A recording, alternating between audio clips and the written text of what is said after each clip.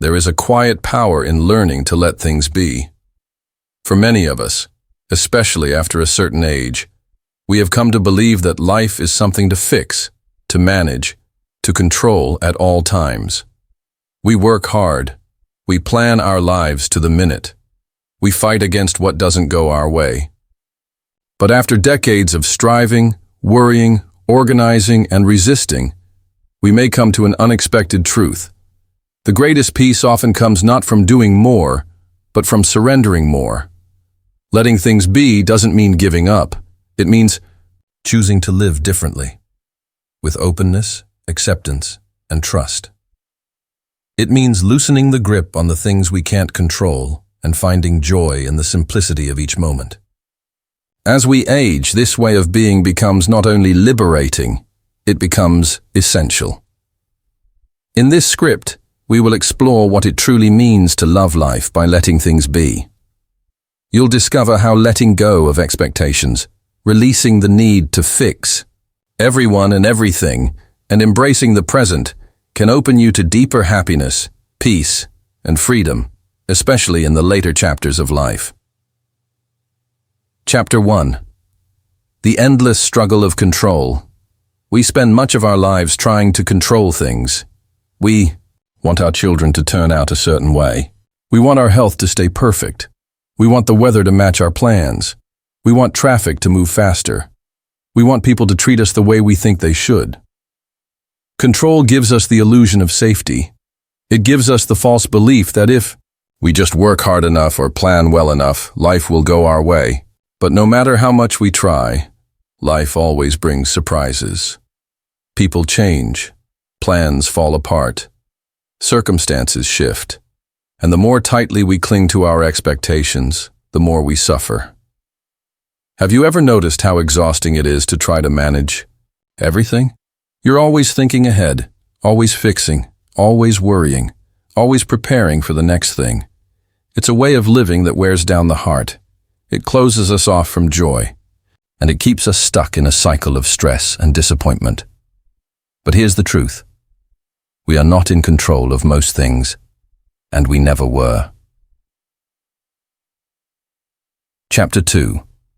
The wisdom of aging. As we grow older, we begin to see life from a wider lens.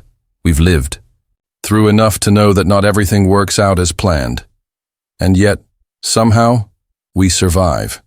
Sometimes we even thrive, just in ways we never expected.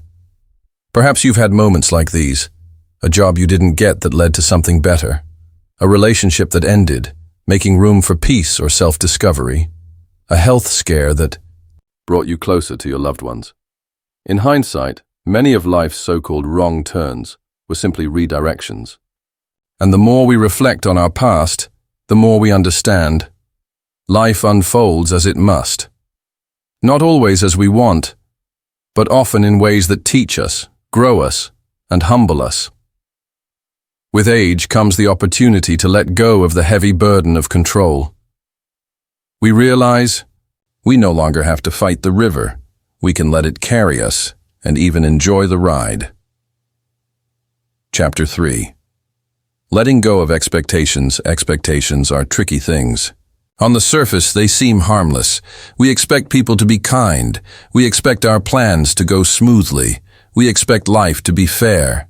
But expectations, when rigid, become the root of disappointment and frustration. When we expect our children to make the same choices we would, we suffer. When we expect our partners to read our minds, we suffer. When we expect perfect health in an aging body, we suffer. When we expect life to go according to our timeline, we suffer. Letting go of expectations doesn't mean becoming passive. It means becoming present. Instead of expecting the world to match our desires, we begin to meet the world as it is. This is where peace begins.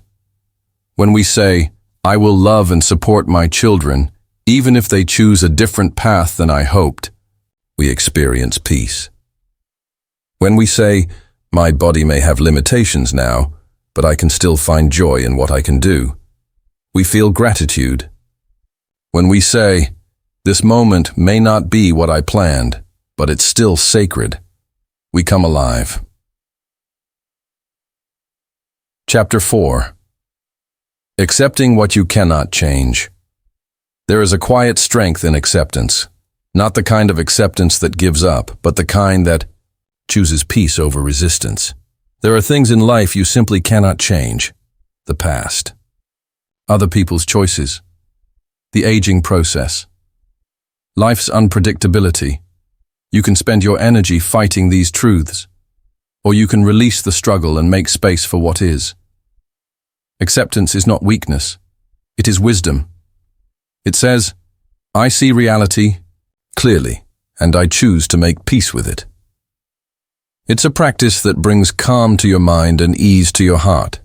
And in that calm, you'll find something extraordinary. The ability to love life, not for what you wanted it to be, but for what it is. Chapter 5. The Joy of Letting Be. What does it look like to truly let things be? It looks like waking up in the morning and not rushing to fill the day with tasks. It looks like sitting in your garden and just watching the wind move through the trees. It looks like allowing your loved ones to be themselves without trying to change them. It looks like resting when you're tired, laughing when you feel joy, crying when you need to grieve. Letting things be is about softening. Softening your expectations, softening your resistance, softening your grip on how life should be. And what do you gain in that softening? You gain clarity, you gain energy, you gain time. But most of all, you gain peace. Letting things be is a doorway to freedom. A way of stepping out of the mental noise and into the wonder of the present. Chapter 6. The Gift of Presence. When you stop trying to control everything, you finally arrive in the moment. You notice things you once missed, the way the sunlight dances on the floor, the sound of birds in the early morning, the warmth of tea in your hands, the joy in a child's laughter. Presence is simple, but it's not always easy. The mind loves to wander. It loves to replay the past or worry about the future. But presence says, this moment is enough. Being present doesn't mean everything is perfect. It means you're no longer resisting reality. And in that acceptance, you find peace. You can begin to love life, not because it's free of pain, but because it's rich with meaning. Chapter 7. Trusting the flow. Letting life be is also about trust. Trusting that you don't have to manage every detail. Trusting that you are supported in ways you can't always see.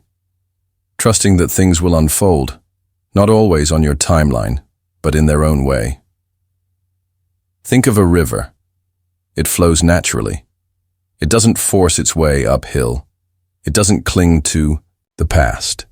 It moves forward, adapting to the rocks and bends. You are like that river. You are meant to move, to flow, to trust. When you learn to trust the flow of life, you stop forcing things. You stop chasing happiness in places it doesn't live. And you start finding joy in what's already here. Chapter 8. Boundaries and Peace. Letting things be doesn't mean tolerating mistreatment or ignoring your needs. On the contrary, it often means strengthening your boundaries, loving yourself. Enough to walk away from what harms you, to say no when you need rest, to choose peace over conflict. Peace is not about pleasing everyone. It's about honoring your heart.